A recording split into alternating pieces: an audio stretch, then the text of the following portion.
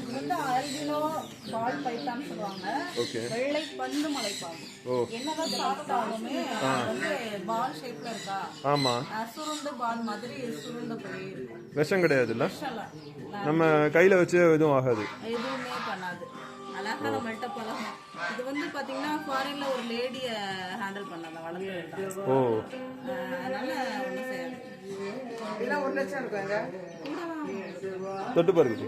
இது வந்து குட்டி ஒரு 10 அடி வரை வளரும்.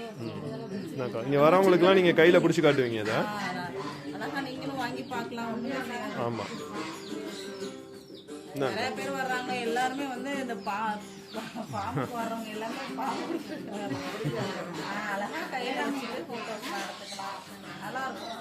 நம்மளும் வந்து பாம்பை பார்க்கவே ஒரு பயமாக தான் இருக்கும். பார்த்துருக்கிறத விட நம்ம டச் பண்ணி எல்லாம் பார்த்துருக்க மாட்டோம்.